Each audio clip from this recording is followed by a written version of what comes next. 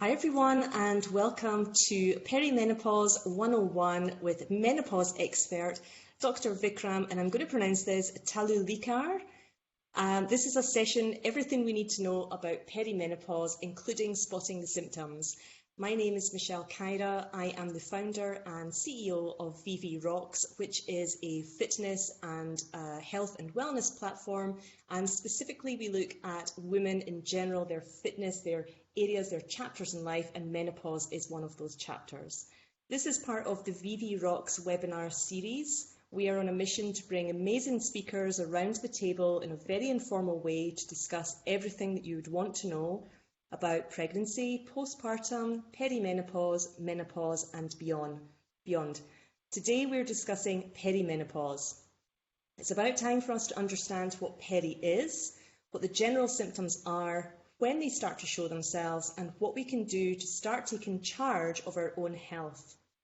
There will be a chance for questions at the end too, but please do use the chat function. This is a very friendly fireside chat. Feel free to ask in the comments in the chat function any questions that you have, and we will tackle them towards the end. I'm going to let Dr. Vikram introduce himself and give a little bit of a background as to where he comes from in terms of the menopause professional space. But before I do that, I'll tell you who I am. I'm Caira. I'm a certified master personal trainer. I'm a Nordic walking instructor, Pilates instructor. I am the founder of Fit Mama Fitness and Vivi Rocks.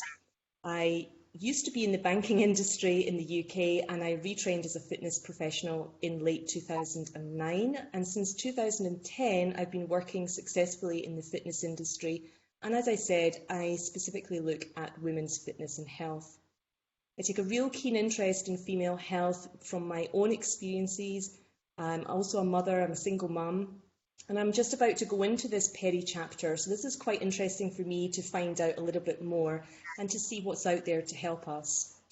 Vivi Rocks was created so that I can bring science-backed content to a wider audience and to an audience where I can bring solutions to the symptoms as well. So I'm really keen to look at what are the symptoms, but more importantly, what can we do to take charge of our own fitness and health. I live in Evian-les-Bains, which is in France, with my son. Dr. Vikram, welcome. Thank you so much for your time, your effort, and all of your discussions that I've seen so far have been phenomenal. Can you please take some time to introduce who you are and a bit about your professional background so that when we say you're a menopause expert, we really know that? Thank you, Michelle. Thank you for the invitation to join today, first of all.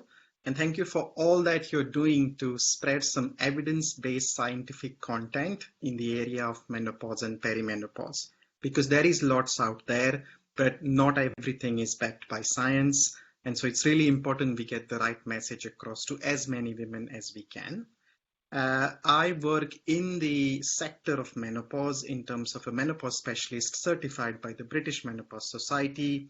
My general background was obstetrics gynecology. I initially trained in India, and then for the last 10 or 12 years have been practicing in the UK. I do a large NHS menopause clinic at my hospital base, which is University College London Hospital. And of course, I do some private clinics on Harley Street. But it's the passion to spread the right message. That is the key to joining webinars such as these ones. And trying to create awareness, because so little is talked about menopause otherwise. Yeah. But again, I think we'll kickstart without too much from me so that we get straight to the point. So I'm ready when you're ready. Good. Okay. I have a series of my own questions I've picked up over the last kind of year or so. So I'm going to guide us through this session with my kind of questions that I've picked up, not just from my own interest, but from my client base as well.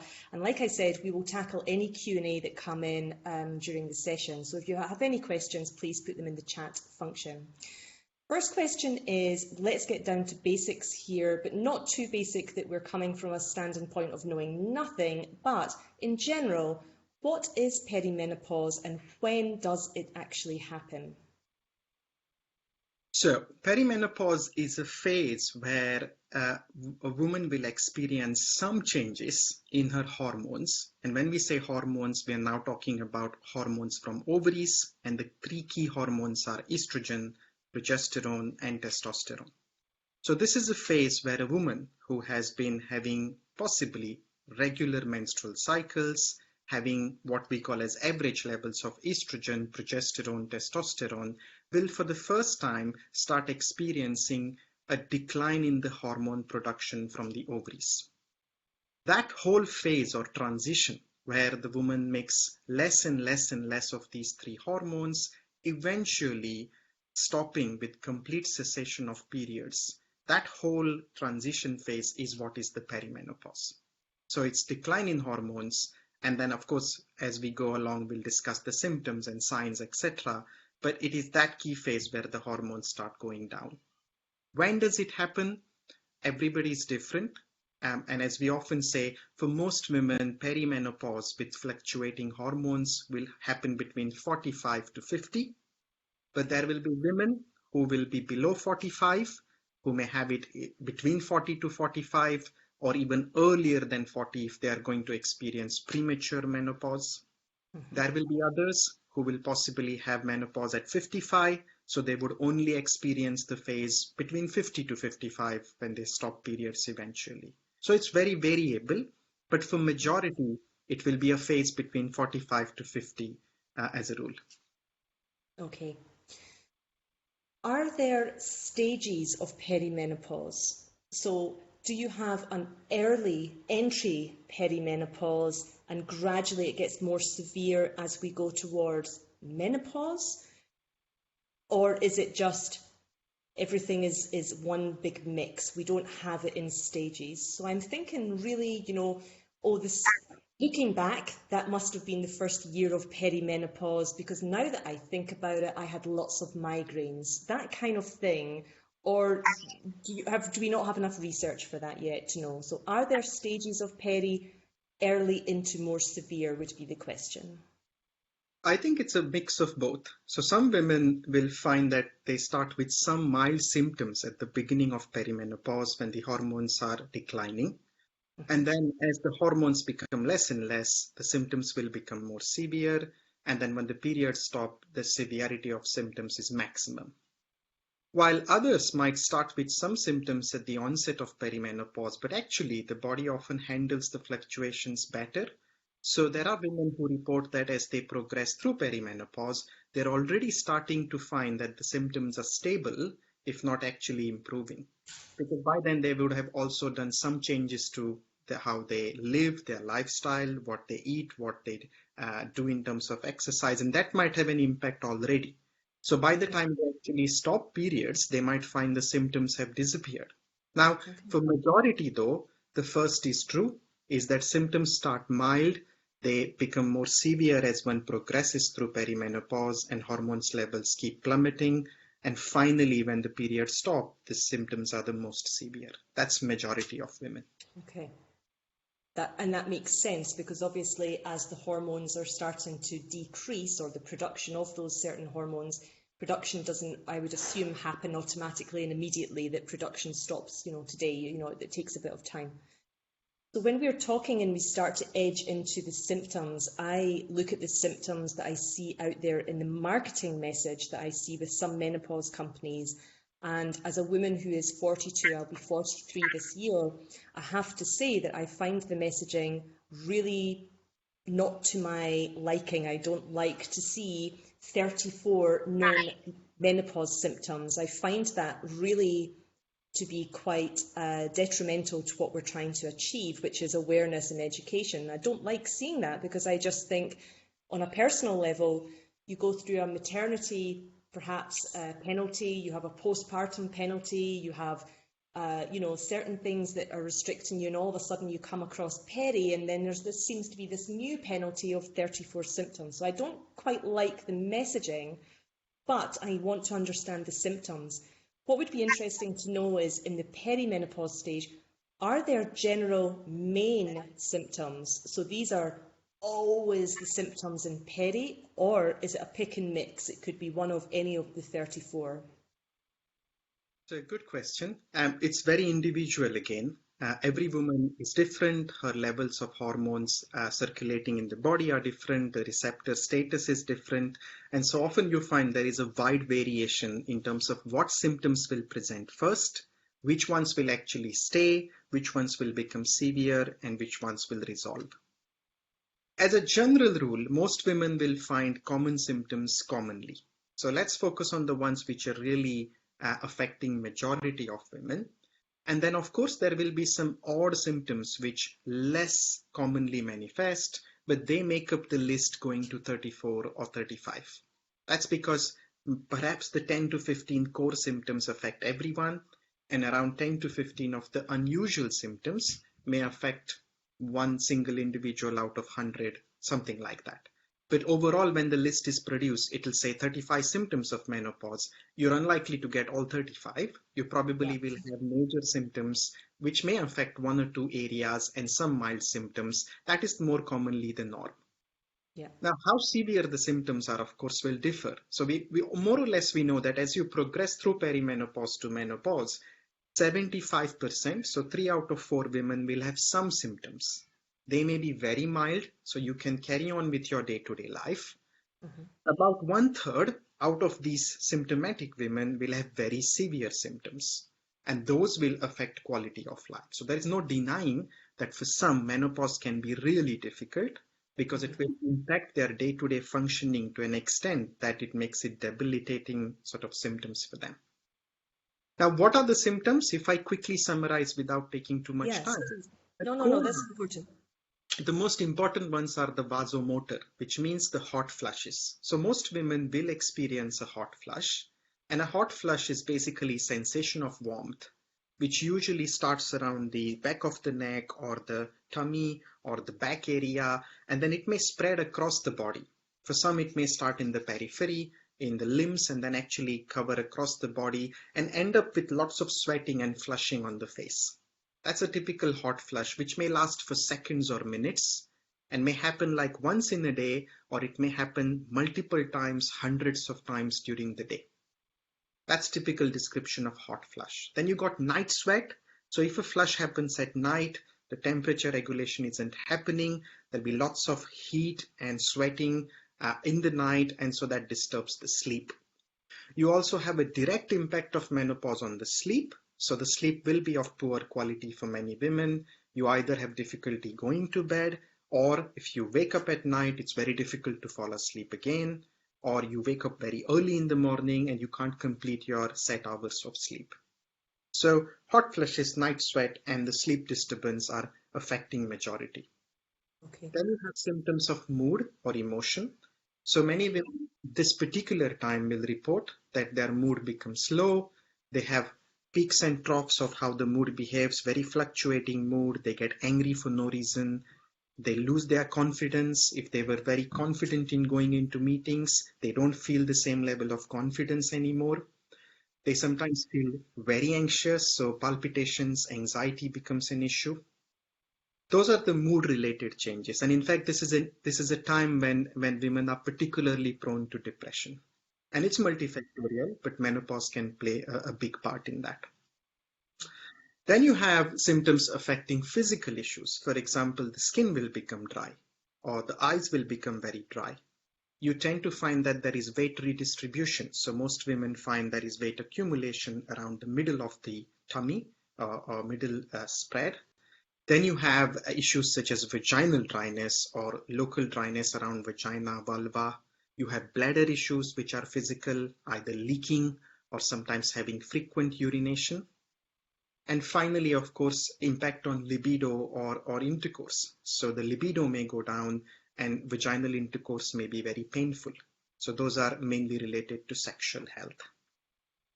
A few others which are common are joint pains, lots of aches and pains in the body, very low energy levels, not feeling the same, brain fog, not being able to multitask or think clearly, or memory becomes an issue. So you can't recollect things very easily. You forget why you're in the room when you've actually come to pick up something. Now, I've just given you the most common ones. Of course, other women will experience the uncommon ones. Crawling skin sensation, breathlessness, and there are many others. Changes to scalp hair, or sometimes bloating, so many other bits. But the more common ones are the ones we've discussed now, are likely to affect majority, mild to severe. Okay, good list. I think from that list you've given in the brief introduction of each of the symptoms, the main symptoms are the ones that we hear about quite frequently. So I think that that's good. I'm going to come on to the tracking the symptoms a little bit further on. I want to take on the question next, which would be, at what stage do we as individuals experiencing some of these symptoms, at what stage do we stop pushing through and actually seek medical help, which could be quite difficult if you are, let's say, age-wise, 44, 45, 46, you've maybe just triggered this, I've been having this symptom for the last 6 months, they've maybe seen a menopause poster out and about. There's a lot of menopause focus in the UK in particular at the moment. Maybe they're starting to have chats with their friends and they're picking up these things. At what point do we as women say, this is bad enough now to go and see a medical professional, knowing that the medical professional might take a while for an appointment or whatever it would be? When do we start seeking that help? It's a bit difficult for me to answer that simply because it's very individual.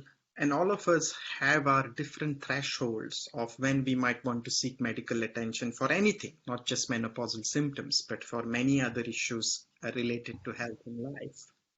And my rule of thumb would be, if you start noticing perimenopausal symptoms and you think that the ones which are mentioned on a poster, in a program, or somewhere you're having a chat apply to you, I would say, think of how much impact these symptoms are having on you or your general health.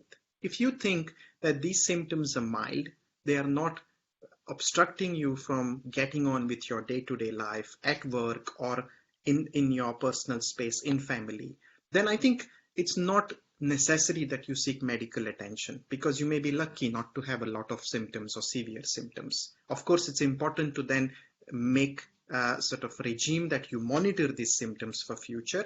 Also important that you concentrate on healthy lifestyle, which we'll talk about later. But you might just want to keep monitoring, and there are many ways of monitoring symptoms. Okay. But the answer is other way around, which means they are starting to have an impact on your relationship, on your work relationships. You can't function as usual. It's obstructing how you work, lowering your productivity. Then you shouldn't suffer. It would be worth making an appointment to see your GP, to see your doctor, to see your gynecologist, or even a menopause coach who can give you some evidence-based advice about, is this something that you need to be treated for, or is this something you can monitor further or have some lifestyle advice? I think you seek help once it starts having an impact on your day-to-day life. Yeah. So in that case, one would need to be quite mindful. You would need to understand yourself and have that kind of level of education about your own body, your own cycle, and your own psyche. How am I feeling before you can start to track all of that? Okay. Absolutely. If someone... And that's probably why these seminars or webinars help, or awareness sessions help, because women for generations have continued to believe this is just to be accepted as part of normal life. They haven't been tracking symptoms. They've accepted what's come their way. But actually, we now say, no, there is help out there, whether it's hormones, it's non-hormones, just recognizing what you're going through, these symptoms of lack of hormones, and adjusting your life may go a long way. So the monitoring and recognition is really important for perimenopause. I think so too. I'm so keen on the perimenopause stage, because I think when you are in menopause, when you understand that you're at either the age or you've got significant symptoms, or your periods have stopped entirely, I think you know solidly this grey area of perimenopause for me. As someone who is potentially about to go through it, and I have a lot of peers at the same age, it's a grey area for us, and especially because a lot of us are mums as well. not all of my friends are mums, they don't have children, but a lot of us do. So we are reaching the age of potential perimenopause at the same stage our children are probably entering the puberty stage. So again, when I was creating Vivi Rocks, one of the areas is first-hand accounts. They're done you pick a false name, but they're called the Peri Diaries. And the last line of your blog that you submit in to be published, the last line is this peri or just life? And it ends with a question, because that's what we are saying at this moment in time. I don't know if I've got increased rage because of perimenopause or because I'm living in a house with a 13-year-old set of twins who are poking the bear constantly. How do I distinguish? So I think perimenopause for me is extremely interesting because it's so unknown. So that's why I'm trying to say, is there something we should be looking for? When do we stop pushing through? If we do recognise a symptom, so say for an example, we recognise the hot flushes, that seems to be a very obvious one. I think that's hard and fast, black and white. I'm having hot flushes. I know that this is not normal. If we're having that, what would the initial help look like? What kind of things would that look like? We've got an appointment, we're with our GP or OBGYN, we're having that conversation, we're presenting our little symptom checker that we've done. What happens at that stage? What does that initial help look like? Good. So if you've presented to the doctor, to the medical professional, what they will usually do is go through your symptom diary. If you have maintained one, that would be very useful. So that just gives, for example, if I'm the person looking at the diary, it gives me an idea as to more or less what the symptoms have been doing to you, how have they progressed over time, and actually how severe are they, depending on what areas of your life they are affecting you. And at that stage, there are different options one can offer to try and minimize symptoms. So the aims of any menopause consultation or perimenopause consultation are two. One is improving your quality of life. So that's mainly providing you with options to minimize your symptoms so you have a better quality of life. The second is to look at the long-term health. So while we make your life better on a day-to-day basis and suppress any unpleasant symptoms, any options that you choose now, whether it's hormonal, non-hormonal, will also have an impact in the next 25 years. And so you want to make sure that you're making your health better to cope with the next 25, 30, 40 years of your life. That's the third sort of life phase. Yeah. And so I guess the answer is not just one. There are so many options: non-hormonal option, lifestyle, non-HRT pharmaceutical medications, and of course the hormone replacement therapy. So many options to use for symptom suppression, but also a talk about general health, brain, bone, heart health for future. Okay.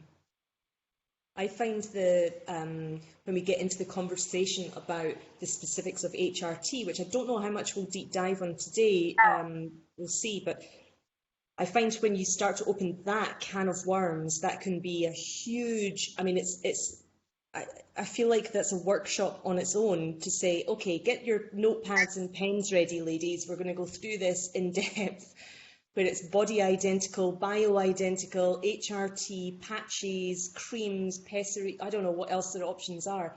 When we talk about non-hormonal, if the point is of a medical help, if the point is to, what is the point? Is the point to try and help us to replace those hormones that we're losing? So these three hormones that are on a slow, steady decline that our body can't reproduce, are we trying to top them back up to the same levels as what we had when we were, peak 30?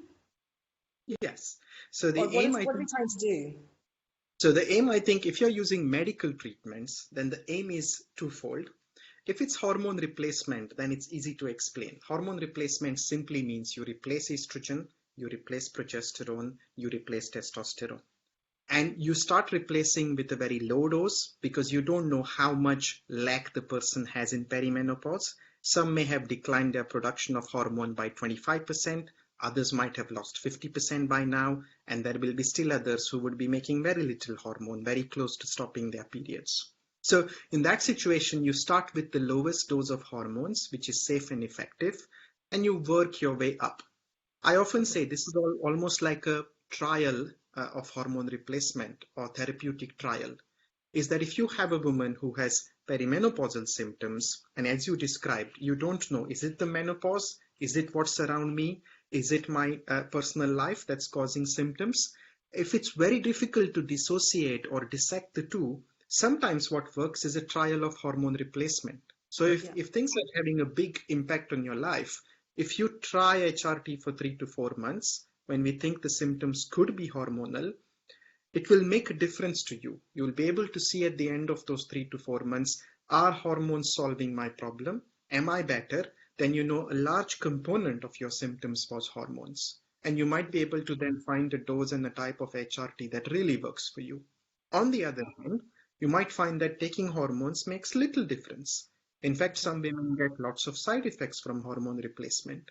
And you might find this was less to do with my hormones, but if I put in other measures, non-hormonal medication, lifestyle, etc., or other therapies to try and deal with symptom, you have the same equal level of benefit for symptom suppression without having to take hormones. Yeah. Which is why probably today we don't have enough time to discuss who should consider HRT, what are the different types available, maybe at another webinar. But I think the key message from me is you have plenty of options, hormonal, non-hormonal, and sometimes if it's difficult to know which symptoms are because of hormones or not, a short trial of hormones to see if the hormonal component taken away makes a difference is very useful in initial stages. And diving into like a test trial of taking a hormone replacement isn't going to mess around with your body. You could give it a try for 3-4 months and see what it's like. Absolutely. You can use a very safe and effective route or dose, depending, of course, on your medical history. We'll choose hormones which are safe for you. And that won't make a big difference. It'll either show to you that hormones have a role in your symptoms and you'll feel remarkably better at the end of that. So you know it's working for you. Or occasionally it will not work for you and you might say, let me stay away from this. I'll concentrate on other things and keep monitoring my symptoms. And I'd like to probably point out at this stage that nothing is set in stone either. I mean, you might make the decision, I've tried this hormone replacement, I don't notice a difference, or the symptoms of that, or it's not really working for me at the moment. It doesn't mean that you're saying no forever. You can dip back in 2 years down the line and say, actually, I want to give this a try again. Absolutely right. It's a very important point to raise. I have got plenty of women in the clinic who started HRT, did not like it, give it up, 5 or 10 years later have come back to use it effectively. And I've got an equal number of women who started with no HRT, intermittently have used it and then stayed on it for a long period of time and then come off. So it's really depending on stage of life, your symptoms, how you are, and a discussion with your doctor as to what your benefits, risks are. So that's what I say. And I really like that messaging because for me, I'm all about taking charge of your fitness and wellness. So obviously, as Vivi Rocks, I'm looking at the lifestyle changes point of view. Whereas somebody like yourself, you're working in conjunction with that, but you're looking at the medical point of view as well. And I really like the flexibility for that woman to really see what's best for her. There's one thing I've learned has been, going through the pregnancy postpartum stage and having a child is every pregnancy, and I do this with my own clients, every pregnancy is different, every labour and delivery is different, every postpartum journey is different, and it's different for mums who have 2, 3, 5 kids. Every pregnancy delivery is different. So I really like that message of the menopause message as well, that every experience is different, the symptoms are different, and to take ownership to yourself to say, how do I want to handle this and how do I deal with this journey? The next point I want to go into, when I was setting up, initially before Vivi Rocks, I did a menopause app. I created a menopause app called, originally, the Menopause app. And that app got me into a femtech program in Paris to build out that app. And it was during that kind of project that I discovered, actually, I want to merge my first company, Fit Mama, with the Menopause app into one space. And I didn't just want it for mums, I wanted it for anybody who was going through menopause, which is why it's now called Vivi Rocks. And the lifestyle changes and the interventions that could help, and with what symptoms, was really important for me to look at almost the list of symptoms of peri and menopause, perimenopause, menopause, look at the symptoms and almost cluster them into little zones that I could then map across to solutions. That was what I wanted to do, so that if I had a client who was coming to me as a personal trainer and looking at, I'm suffering from hot flushes, I'm suffering from insomnia, night sweats, I could lump those together in one cluster and map that across and say, okay, here's where I can help with those, and here are the solutions I can give. And then a medical professional, OBGYN, doctor, menopause expert, they can give you this solution. So I'm all about trying to cluster the symptoms and trying to give solutions to each cluster. So when we're looking at lifestyle changes and interventions that can happen, I'm interested to find out in the perimenopause zone, if that starts at 45, what kinds of lifestyle changes, and I can help you with the answer for this one from my point of view as well, what kind of lifestyle changes could one make? When do they need to make it? So for me, I would be saying to someone in their mid-30s who is probably not got menopause on the radar, they're maybe thinking fertility, they're maybe thinking ovulation, they're maybe thinking menstrual cycle tracking, there may be menopause is not there. So we don't use menopause as the word maybe, because I don't want to put people off, but I would be saying at the age of 35 to 40, you need to be starting to track your menstrual cycle, you need to be starting to be aware of what's going on in your body, you definitely want to be starting to be lifting some weights, doing some cardio, doing some strength training, so that that's fully embedded and that's part and parcel of your life, including food and nutrition. So by the time you get to 45, you've got these lifestyle changes embedded. From a medical side, what do you say about lifestyle changes? Fully agreed, Michelle. And in fact, as doctors, we are often to blame because we don't get this message across appropriately to women in their younger years. So for example, when I see women in perimenopause or menopause, they've already had lots of issues to face because they probably weren't advised on prevention maybe 10 years before. Not that all symptoms won't happen if you exercise, if you eat healthy. There are lots of benefits, and you may still have a difficult menopause with lots of severe symptoms, which means you may still need medical support or interventions. But I think the preparation should start very early. So it's about eating healthy. And again, I'm not a specialist dietitian. I'm not a nutrition advisor. I'm not an exercise or gym instructor or anything like that. You probably have much more expertise at individual components in these. But it's about making sure you eat healthy, you get regular exercise, whatever it is, 30 minutes a day for 5 times a week, or any other regime which is recommended or tailored to you depending on your situation. And making sure you're not drinking excessively, not smoking, also making sure that you get enough sleep hygiene, not spending too much time on screens, making sure you have some sort of mindfulness, stress reduction, not too stressed at work. So all little things which are important for healthy lifestyle. That is all. Earlier you start, more the benefits you will get.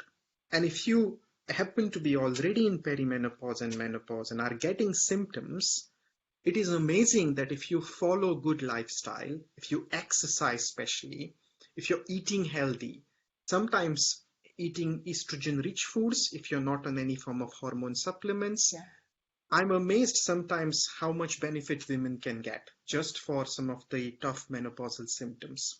Not that they won't need support. They may still go on to then need HRT at some point. Some will not. Everybody has a different evolution of symptoms. But in the initial stages, a lot of women, if they go to follow a healthy lifestyle, exercise well, eat healthy, they will find their symptoms are better than someone who doesn't do that. So lifestyle is an inherent part of symptom management and long-term health. I'm going to ask, which might be a really stupid question, but I'm going to ask it anyway, just in case anybody else is thinking the same, because often you ask these silly questions and they are, you get a peculiar answer. I had read somewhere recently that doctors, I think it was in Canada, GPs were prescribing passes, access passes to the natural parks, the nature reserves. So you have to pay for tickets to go into them when you live in Canada. They're not for free, but they do free events.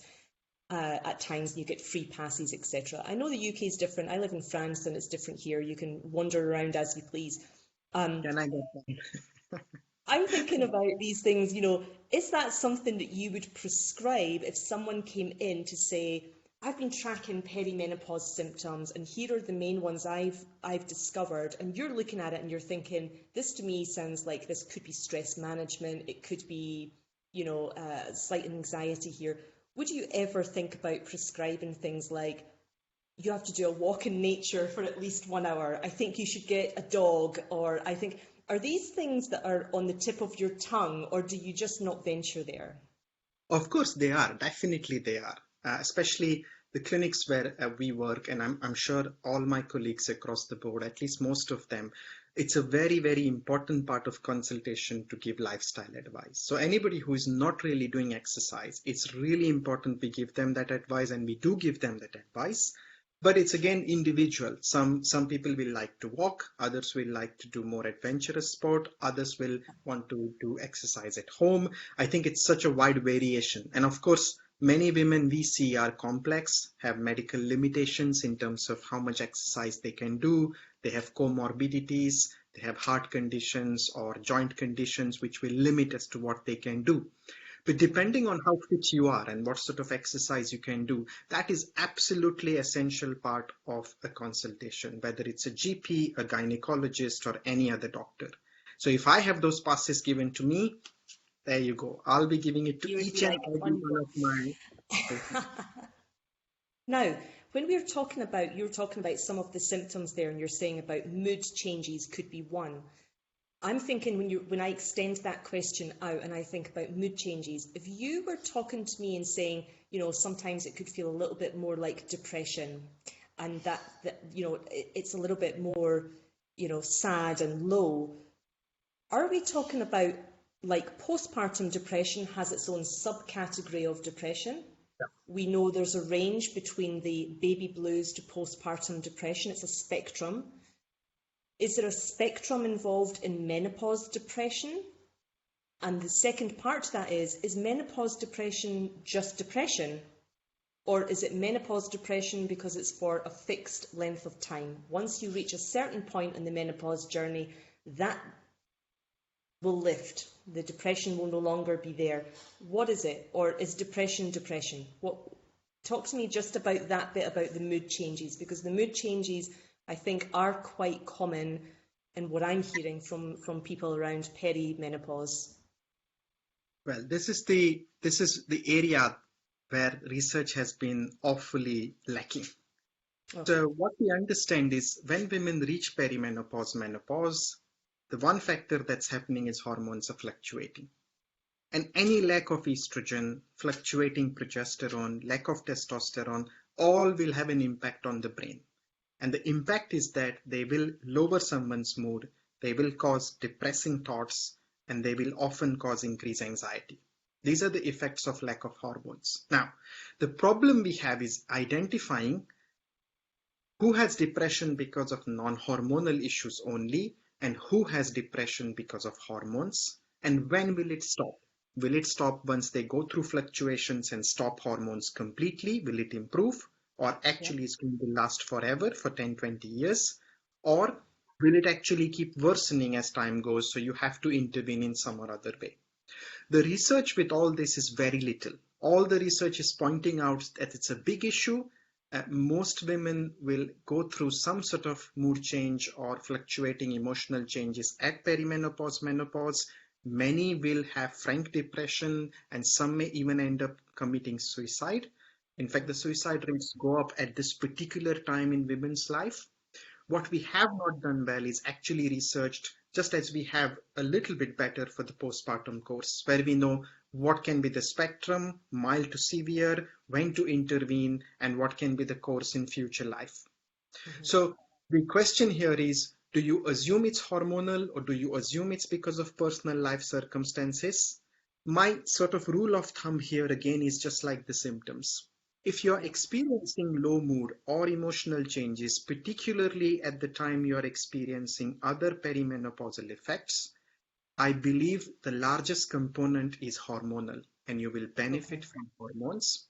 Side by side, any other lifestyle changes, access to counseling, exercise, healthy eating, all that has an important part on your mood. So you do all that, but hormones will benefit somebody where the onset of symptoms has been in perimenopause. That's the key. And again, you will never harm somebody by doing 3 to 4 months of low dose hormone replacement if the That's what I was going symptoms. to say. Yeah. If somebody is going through really severe mood changes, giving them a trial of hormones will prove to you how much difference you can make for the woman. That will be the key. If someone is having mild symptoms, they are accessing other non-hormonal options, go for it. No need to rush with HRT. But if someone has got to a stage where it's really impacting their life badly, then yes, hormones will have a definite role to play. So you go by onset and the severity at what time it has happened. And if it's perimenopause, menopause, my personal belief, the largest component there is actually hormones.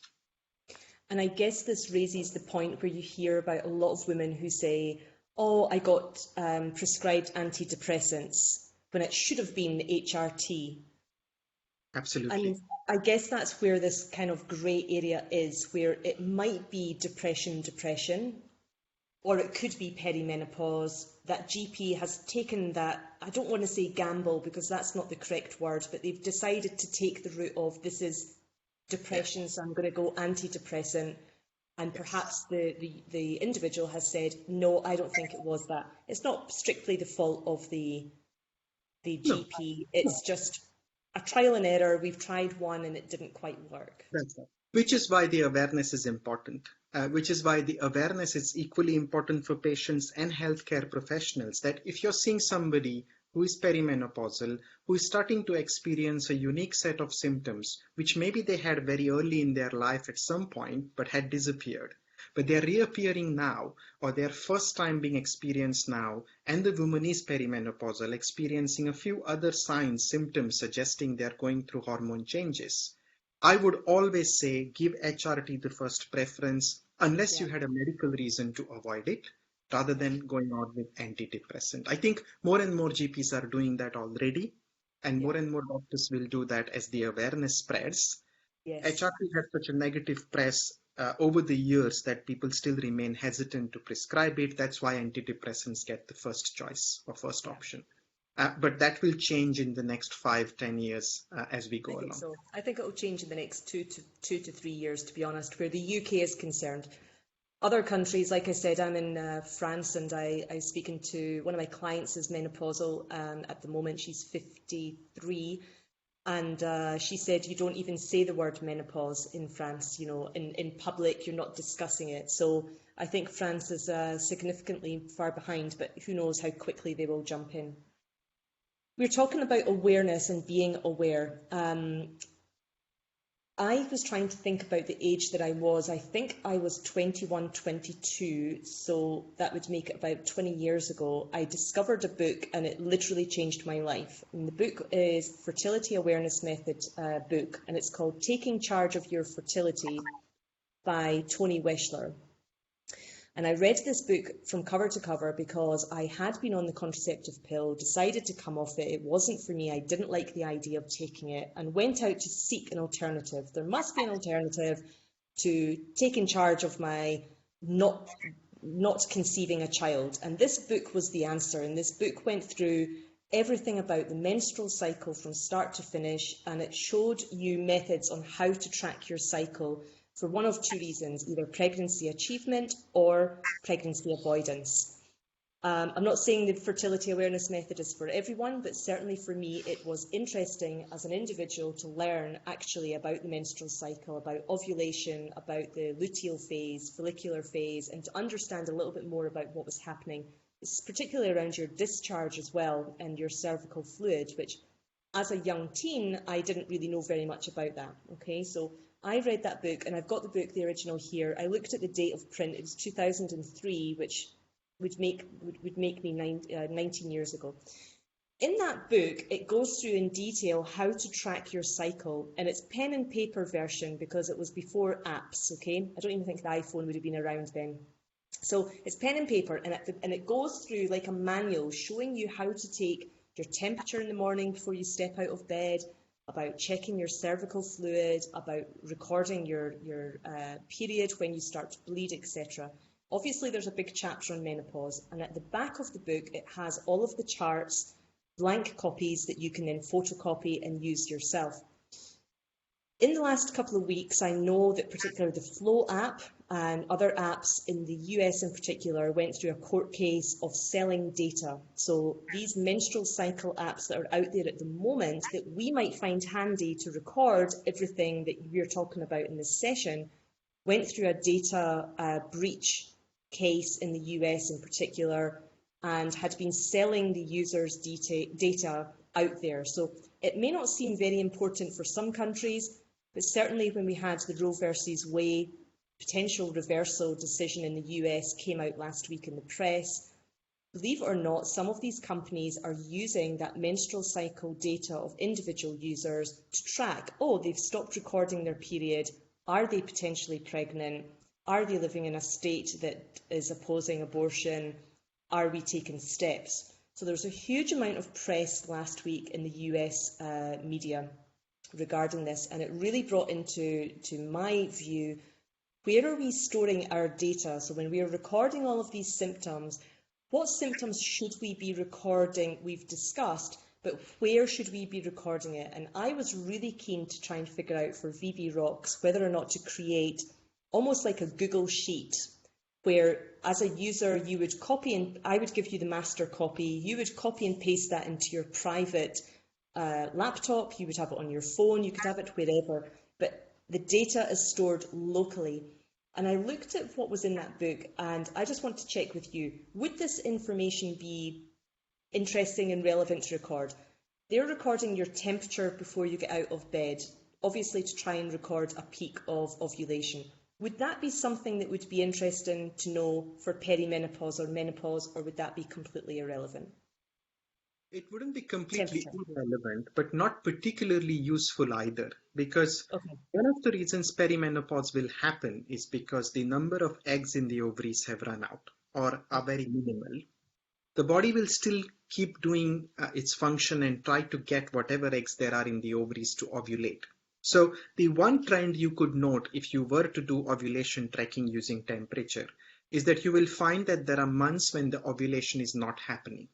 So if you were ovulating every month, having a 28-day cycle, 35-day cycle, bleeds every 6 weeks, then you will find that the gap between ovulations will become bigger and bigger. So you will often find that the temperature rises are not happening for a month, then 2 months, then 3 months, and then 4 months. Because often the kind of cycle change you get in perimenopause is you get 2 frequent cycles every 2 weeks, 3 weeks, 4 weeks periods, and then there's a long gap thereafter. So they go monthly, 2 monthly, 3 monthly, 6 monthly stop. So in a way you could sense that you're going through perimenopause if you are recording your ovulations are becoming infrequent, they're not happening. But you probably will have many other changes as well at this time to let you know that information, because your overall cycle will change, your bleeds will go irregular, and that might itself mean you're not ovulating. So whether you do the additional temperature checking is up to you. If you're very academic, astute, you want to really record all your data 100%, you could do that, but it would not change in terms of clinician information. Temperatures may not be something I would be factoring in to make decisions about patients. Okay. I was thinking about creating just so that people have access to a way to record all of these symptoms and data that wasn't on any company, big companies' data place. I'm a user of Flow myself, and I don't know what data they're using of mine, but I wasn't particularly bothered because I kind of thought, who cares? But at the same time, maybe somebody somewhere does care about that, and I think as we get more intimate with knowing these symptoms and checking them, maybe one would like to keep that information strictly private between them and themselves. And that's what we talked about monitoring. What you monitor is your preference, whether you Yeah. monitor temperatures, you monitor symptom, you monitor your cervical fluid, you monitor a few other parameters from head to toe. It would be your choice. It would Yeah. be how comfortable you feel, where do you store it, do you use an app, do you simply use a sheets because you're worried about apps using your data. I think a lot of these are your personal preferences. Yeah. But monitoring is the key. If you're a person who wants to look after your health, yes, you must monitor a few things, at least the minimum bits, so that you know what intervention might be helpful and I seek think it. it would be useful. What I was talking about might be useful, I guess, if you're maybe early 40s and you're maybe trying to conceive and you don't know if you're in peri or you're struggling with peri symptoms, but you want your first baby, or you may be going through IVF, or you've maybe had PCOS and you're really struggling. Maybe that would be the reason. So I just wanted to see if it would be relevant, handy to know for that. Okay. Moving on, because we're running out of time, moving on, I want to just talk about lifestyle changes that Vivi Rocks supports. Now, what we are doing, and just to make sure that it fits in, one of the things that I was keen to look at particularly, and I'm going to just talk about two things. The first thing is hot flushes, and the second thing is fatigue. Now, hot flushes for me rings a bell during my experience of working with any client who is has a heart condition. So I would like to know if you are suffering from hot flushes, is there any link whatsoever to heart disease? Because if there is any link to that, you definitely do not, as a personal trainer, recommend high intensity workouts. Or you don't, we're not trying to compete to get who's getting the longest plank. These are exercises I would avoid like the plague for anybody that has heart disease. Other exercises I would involve. So I would like to know, is there any evidence? Do we know? Is there any link between severity of hot flushes, regularity of hot flushes, in line with any known heart diseases? And if so, I know that heart disease is a serious issue for females. It's very, very high levels of mortality with that, I'm guessing as well. I don't want to be adding to that. So as a personal trainer, I'm going to avoid high intensity suggestions like the plague. So what's your take on that? So I think there is research. There are in fact 2 or 3 very good quality studies which have looked at the association between having vasomotor symptoms, severe hot flushes, and future risk of heart disease. And there is a strong connection. So women who were found to have severe vasomotor symptoms, severe hot flushes, night sweat, sleep issues, actually did go on to have an increased risk of heart disease in future. Now, this is what is existing so far. We need far more research in the area because it's not yet the forefront of research in menopause, and few people are starting to look at this. What is interesting is the future word. So what we know is that if you're going through perimenopause now and having these symptoms now, it's likely that you'll probably be at risk in the next 5, 10, 15, 20 years. So in a way, if you're asking me, should they not be doing that exercise now? Then possibly not. They would be healthy, because if they're in perimenopause, they're still having estrogen floating around. And for women, estrogen is fantastic for heart. It's going to keep your cholesterol low. It's going to make sure your arteries and the heart remain supple. So this is a good time to intervene, planning for the long term. So you might want to suggest them exercise which is typically tailored to say you are at more risk. If you're having these symptoms right in perimenopause, early menopause now, I will give you this particular regime for the next 5 years, because this is going to reduce your risk of heart disease in future. That link we have. Concurrent heart disease, unlikely, because the women will be in early menopause, perimenopause. So changes have not happened to their hearts yet, which will catch up with them in 10 years. Yeah, good. Okay. Right. Okay. Before we wrap up, I don't mean to put Alison on the spot whatsoever, but I see that Alison is here. Alison, if you have any questions, now is your time to take yourself off mute and ask. Please do not feel pressured at all. If you would like to ask any questions. No, I'm good. I think you've covered an awful lot in the last hour, so thank you very much for that. No problem at all, Alison. I didn't want to put you on the pressure there. Dr. Vikram, do you have anything else that you think we need to know? at this stage of peri? What's your final kind of wrap up of this is so important and critical? I'd love everyone to know this one thing. What do you think it would be? I think be aware of the changes that you're going through. Remember that it's not age dependent. You could be very young. You could be less than 40 years old. You may be on course to have premature menopause. Fingers crossed not, but it does affect about 1 to 3% of women. So be aware of the symptoms, the signs, any changes to your periods, hormone-related symptoms, which are widely talked about now. If you're between 41 to 45, 10% of women have early menopause. You may be experiencing those changes now. Be aware. If you're beyond 45, very likely you will have some or other mild hormonal changes already happening. So be aware about them. Not everyone needs HRT, but at the same time, HRT can transform lives of women who have severe symptoms. For both groups, whether you're taking HRT or not, simple lifestyle changes and healthy lifestyle can go a long way, both for symptom suppression to a large extent and also protecting your bone, brain, heart health in future. So they go hand in hand together, whether it's hormonal treatments or lifestyle.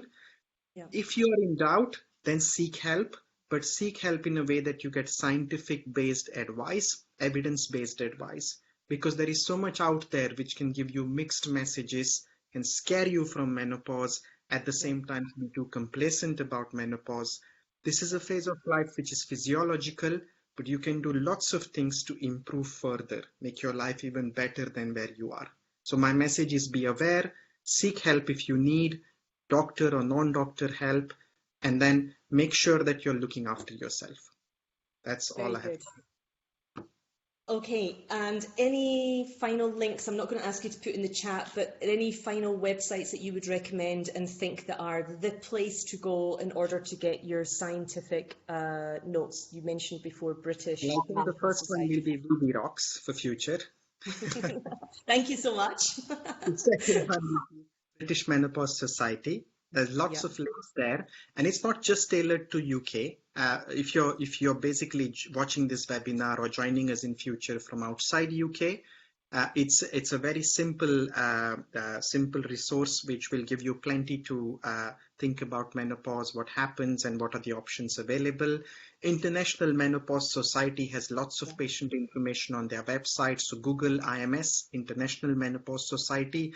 There's Women's Health Concern, which is again a charity sort of arm of BMS, British Menopause Society, which has very useful resources. You can still Google for more resources, but just be sure that you're going to reputed or established scientific sources, because there is lots of noise out there on the internet, which may sometimes confuse you in terms of your choices, what you want to do. Fantastic. Thank you very much for all of that information. This was recorded, so what I will do is send that recording out to everyone that listed interest in coming and they've maybe not been able to make it for whatever reason. And it's also live streaming on the Twitter sphere, so let's see if that worked on our Twitter space. I look forward to our next session. I really would like to do some deep dive into the brain, because I attended a session a few weeks ago about the brain and I was blown away. But to be honest, it was an academic session. It was a little bit above my understanding, not by much, but enough for me to come out and think, oh, wow. And I think that would be an extremely interesting chat, because the brain actually, and the changes in the aging of the brain in the female physiology, for me, was absolutely mind-blowing. I found it fascinating. So I'm pretty sure everyone would be quite interested in that. Thank you very much for your time. Thank you. My pleasure. Thank you for really everyone. Appreciate it. Thank you. And we will see you next time. I'm going to stop recording.